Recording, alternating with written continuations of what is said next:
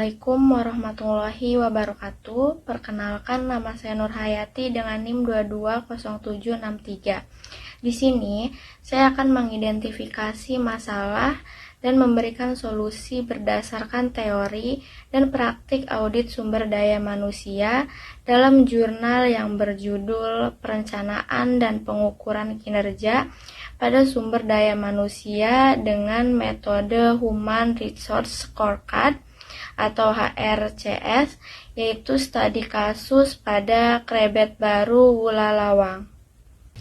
Baik, yang pertama kita harus mengidentifikasi masalah terlebih dahulu. Ternyata PG Krebet Baru ini menghadapi masalah utama, yaitu belum memiliki sistem pengukuran kinerja yang mendukung peran sumber daya manusia atau SDM-nya terhadap strategi perusahaan. Jadi, selama ini pengukuran kinerja yang dilakukan itu hanya bersifat individu. Nah, hal ini yang menyebabkan perusahaan itu tidak dapat secara menyeluruh untuk mengetahui kontribusi sumber daya manusia dalam mencapai tujuan finansial maupun non-finansial perusahaan. Lalu, adapun masalah-masalah yang teridentifikasi. Yang pertama, ada minimnya kesadaran karyawan akan keselamatan kerja dan buruknya pelaksanaan SOP, yaitu termasuk dalam kategori merah. Nah, hal ini itu yang mengidentifikasikan kinerja itu jauh di bawah target yang telah ditetapkan dan ini memerlukan perbaikan segera. Jadi penyebab utamanya itu adalah pelaksanaan SOP yang buruk dan kurangnya kesadaran karyawan akan pentingnya keselamatan dan kesehatan kerja yang mengakibatkan tingginya tingkat kecelakaan kerja. Lalu masalah yang kedua yaitu aktivitas tidak terlaksana dan kurangnya koordinasi internal yang masuk ke dalam kategori kuning. Yang pertama ada program inisiatif yang masuk kategori kuning yaitu meningkatkan penyerapan biaya sumber daya manusia. Ada mengevaluasi kinerja karyawan, meningkatkan intensitas pertemuan formal, dan menerapkan pelatihan sesuai dengan training needs analysis, yaitu memiliki akar masalah yang saling berhubungan. Dan yang ketiga yaitu ketidakseimbangan proporsi sumber rekrutmen yang masuk dalam kategori kuning. Jadi program inisiatif, program sumber rekrutmen ini juga berada dalam kategori kuning. Nah, penyebabnya ini adalah kurangnya pelamar dari eksternal perusahaan. Hal ini tuh bisa terjadi karena kurangnya sosialisasi dan informasi mengenai open recruitment PG Krebet Baru ini di lingkungan eksternal perusahaan, sehingga para pelamar itu cenderung berasal dari keluarga atau kerabat karyawan saja.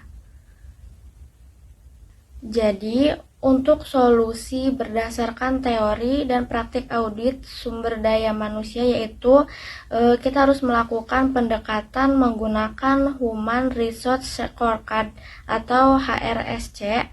Nah, hal ini merupakan langkah yang tepat nih untuk mengatasi masalah pengukuran kinerja sumber daya manusia secara menyeluruh.